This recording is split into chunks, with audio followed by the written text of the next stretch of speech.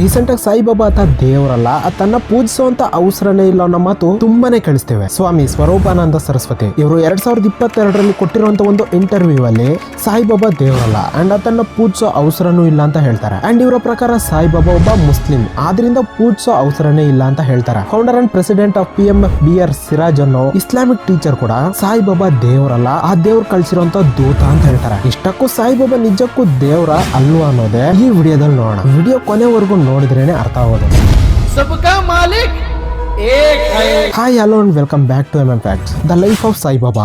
ಅಸಲಿಗೆ ಸಾಯಿಬಾಬಾ ಅವರು ಯಾವಾಗ ಹುಟ್ಟಿದ್ರು ಅಂಡ್ ಎಲ್ಲಿ ಹುಟ್ಟಿದ್ರು ಅನ್ನೋ ವಿಷಯ ಯಾವ್ದೇ ರೆಕಾರ್ಡ್ಸ್ ಅಲ್ಲಾಗ್ಲಿ ಅಂಡ್ ಯಾರ ಹತ್ರನೂ ಇಲ್ವೂ ಇಲ್ಲ. ಬಟ್ ಕೆಲವೊಂದು ಬೇಸಿಕ್ ಎವಿಡೆನ್ಸಸ್ ಪ್ರಕಾರ ಬಾಬಾ 1835 to 1838 ಮಧ್ಯದಲ್ಲಿ ಹುಟ್ಟಿದಾರೆ ಅಂತ ಹೇಳ್ತಾರೆ. ಅಂಡ್ 20-30 ವರ್ಷಗಳ ನಂತರ ಶಿರಡಿಗೆ ಬರ್ತಾರಂತೆ. ಅದು ಕೂಡ 1858 to 1868 ಮಧ್ಯದಲ್ಲಿ ಬಂದಿರುವಂತ ಅವಕಾಶ ತುಂಬಾನೇ ಇದೆ ಅಂತ ಹೇಳ್ತಾರೆ ಹಿಸ್ಟೋರಿಯನ್ಸ್. ಅದು ಕೂಡ ಚಾಂದ್ ಪಾಟೀಲ್ ಅನ್ನೋ ಒಬ್ಬ ಮುಸ್ಲಿಂ ವ್ಯಕ್ತಿಯೊಬ್ಬನ ತಂಗಿಯ ಮದುವೆಗೆ ಬಂದಿದ್ರು ಅಂತ ಹೇಳ್ತಾರೆ. ಇಲ್ಲಿ ಚಾಂದ್ ಪಾಟೀಲ್ ಈ ಶಿರಡಿ ಸಾಯಿಬಾಬಾ ಅವರಿಗೆ ಹೇಗ್ ಗೊತ್ತು ಅನ್ನೋ ಡೌಟ್ಸ್ ಈಗ ತುಂಬಾ ಜನಕ್ಕೆ ಬಂದಿರುತ್ತೆ. ಇಷ್ಟಕ್ಕೂ ಇವರಿಬ್ಬರ ಮಧ್ಯದಲ್ಲಿ ಕನೆಕ್ಷನ್ ಹೇಗ್ ಮೊದ್ಲಾಯ್ತು ಅಂದ್ರೆ, ಈ ಚಾಂದ್ ಪಾಟೀಲ್ ಅನ್ನೋ ಈ ವ್ಯಕ್ತಿ ಔರಂಗಾಬಾದ್ ನಿಂದ ಈ ತನ್ನ ಸ್ವಂತ ಊರಾಗಿರೋಂತ ಶಿರಡಿಗೆ ಹೋಗ್ತಿರುವಾಗ ದಾರಿಲೆಲ್ಲೋ ತನ್ನ ಕುದುರೆ ತಪ್ಪೋಯ್ತಂತೆ. ಅಂಡ್ ಈ ಸ್ಟೋರಿ ಸಾಯಿಬಾಬಾ ಭಕ್ತರಿಗೆ ತುಂಬಾ ಚೆನ್ನಾಗಿ ಗೊತ್ತಿರೋಂತ ಸ್ಟೋರಿನೇ ಬಿಡಿ. ಸೊ ಹೀಗಾತ ತನ್ನ ಕುದುರೆಯನ್ನ ಹುಡುಕ್ತಾ ಆ ಕಾಡೆಲ್ಲ ತಿರುಗಾಡ್ತಿದ್ದಾನೆ. ಆ ಸಮಯದಲ್ಲೇ ಅಲ್ಲೊಂದ್ ಮರದ ಕೆಳಗೆ ಒಬ್ಬ ವ್ಯಕ್ತಿ ಯಾರೋ ಕಾಣಿಸ್ತಾರ. ಅಂಡ್ ಆ ವ್ಯಕ್ತಿ ಯಾರೋ ಅಲ್ಲ, ಸಾಯಿಬಾಬಾ. ಆ ಚಾಂದ್ ಪಾಟೀಲ್ ಆ ಬಾಬಾ ಏನ್ ಹೇಳಿದ್ರು ಅಂದ್ರೆ, ಆ ಕುದುರೆ ಎಲ್ಲಿದೆಯೋ ಅನ್ನೋ ಮಾರ್ಗ ಹೇಳ್ತಾರಂತೆ. ಇನ್ನ ಅಲ್ಲೋಗ್ ನೋಡಿದ್ರೆ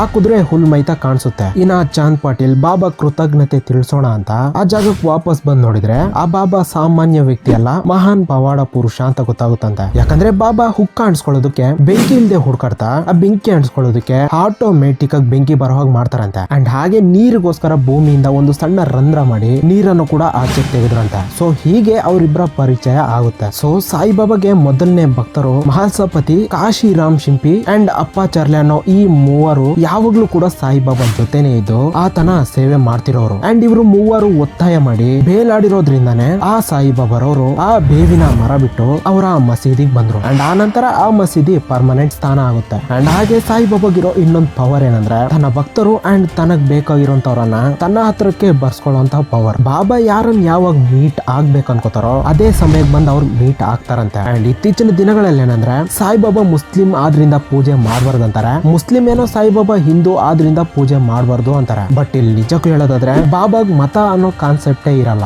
ಎಲ್ಲಾ ಮತನೂ ಒಂದೇ. ಬಾಬಾ ಯಾವಾಗ್ಲೂ ಹೇಳೋದೊಂದೇ, ಸಬ್ಕಾ ಮಾಲಿಕ್ ಏಕ್ ಹೇ ಅಂತ. ಅಂಡ್ ಒಬ್ಬ ದೈವ ಸಮಾನರು ಹೇಗ್ ಬದುಕ್ಬೇಕೋ ಹಾಗೆ ಬದುಕಿದ್ರು. ಇನ್ನ ಸಾಯಿಬಾಬಾರವರು ದೇವ್ರ ಅಲ್ವಾ ಅನ್ನೋ ಡಿಬೇಟ್ ಇಲ್ಲಿ ಬೇಡದೆ ಇರೋದು. ಆತ ದೇವ್ರು ಅನ್ನೋರಿಗೆ ದೇವ್ರು, ಇನ್ನ ಗುರು ಅನ್ನೋರಿಗೆ ಗುರು, ಇನ್ನ ಏನು ಅಲ್ಲ ಅನ್ನೋರಿಗೆ ಅಷ್ಟೇ. ಬಾಬನ್ ಪೂಜಿಸೋದ್ರಲ್ಲಿ ತಪ್ಪಿಲ್ಲ ಅಂಡ್ ಆತನ ಬಯೋಗ್ರಫಿ ಬಗ್ಗೆ ತಿಳ್ಕೊಳ್ಳೋದ್ರಲ್ಲಿ ತಪ್ಪಿಲ್ಲ. ಇಷ್ಟೇ ವಿಡಿಯೋ ಅಷ್ಟಿದ್ರೆ ಜಸ್ಟ್ ಒಂದು ಲೈಕ್ ಮಾಡಿ ಅಂಡ್ ಇಂಟ್ರೆಸ್ಟಿಂಗ್ ವಿಡಿಯೋಸ್ಗೋಸ್ಕರ ಚಾನಲ್ ಅನ್ನ ಸಬ್ಸ್ಕ್ರೈಬ್ ಮಾಡೋದು ಮರಿಬೇಡಿ.